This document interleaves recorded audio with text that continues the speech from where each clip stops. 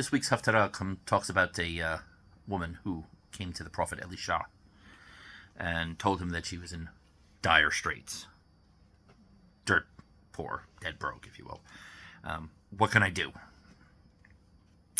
And he asked her, you tell me, what do you have in the house? And she said, the only thing I've got is a tiny vessel of oil. And he said, okay, go to your neighbors, borrow pots, pans, jars, whatever.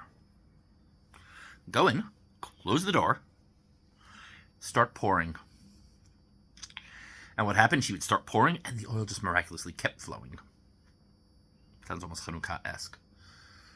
And every time the jug, jar, whatever would fill up, she would tell her son, give me another one. Eventually it got to the point that she'd say, give me another one. He'd say, we're out.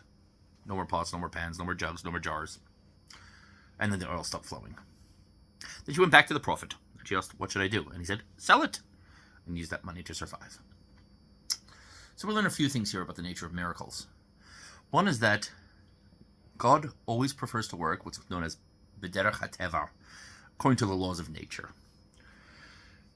Miracles don't often break overtly the laws of nature. They tend to work within nature. So, for example, I saw a documentary once where they were describing how the sea could have split under a very specific combination of heavy winds, tectonic activity, low tide, etc. Okay. So that explains the splitting of the sea. Okay, great. But let me ask you this. What is the chance that the sea would just happen to split with all of those one in every, 1,500 years or whatever they reckoned combinations? Sort of combination comes up once in 1,500 years. Okay, great. What are the chances that it would happen just as the Israelites got there? That it would let them through, and that it would close up just after the last one had passed, but just before the first Egyptian was able to get out the other side, but after the last Egyptian had already made it in, so that it knocked out all of them and didn't touch a single one of us. Right? As a rabbi I knew once told me, a miracle is a perfectly natural event with really good timing. Imagine you're walking down a dark alley, bad decision, but you do it. Sure enough, a guy comes up, you money or your life, right? Just then a meteorite falls out of the sky, hits him straight in the forehead, he drops down dead. So you just say, meteorite, and you walk home, right? No, you get down on your hands and knees and you put your face to the ground and you thank God for having saved you. Perfectly natural event. People, what's the chance? Right. So God works in a natural way. God could have given money to them, made oil for them, out of nowhere. But the prophet told him, take the small cruse of oil that you do have and start pouring. Yes, it's obvious that it's a miracle, but at least there's some basis to it. There's something from which to start. You can't make something out of nothing, but you can make more out of something small. So that's why he starts by asking, what do you have? And give me something to work with. The other matter, he says, is go inside, close the door, and then start pouring.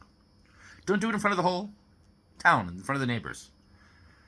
Because even overt miracles have to be done in a subtle way. We don't want to destroy the natural order entirely. People need to have the opportunity to see the world working as it is. We can't destroy people's free will by showing them outright miracles. So close the door. We're doing one for you. Good. Your son will see it. But nobody else should be in on it. Keep it to yourself. Yes, Judaism is often what's known as a communal religion. We practice with others and together, out in public and what have you. But there's something to be said for that individualistic approach and the individual connection. And miracles are one of those deeply personal things that don't get shared around. Always look for the miracles that occur in everyday life. There's a story that's told in the Talmud of a certain rabbi whose daughter went to market, came back Shabbat evening, or Erev Shabbat, just before Shabbat started, and she was upset. And he asked her why she's so distraught. She said she made a mistake. She meant to buy oil for the Shabbat candle. She accidentally bought vinegar. Presumably, we know that vinegar doesn't light. Well, won't burn. The rabbi's response was, so light the vinegar. So she did, and it burnt the entire day, straight through Shabbat, until after Shabbat, and they let her have the light candles from it. How is that possible? vinegar doesn't light. Okay, so it was a miracle, but why is God willing to do a miracle for such a trivial matter as, okay, she've got the oil, she've got Shabbat candles, fine. Because the fact that the rabbi just said straight out, the one who makes oil burn will make vinegar burn. To him, it was like a duh sort of moment. It wasn't that vinegar burning wasn't miraculous. It was that to him, oil burning itself is miraculous. He saw God working behind nature. So to him, okay, God tells oil to burn. Oil only burns because God says so. So if God wants, God will make the vinegar burn. Light it. To him, it was such a simple matter that the fact that oil burns is a miracle, that it wouldn't have destroyed anything for him. So why not? Look for the miracles in real life. Everything is God behind the scenes.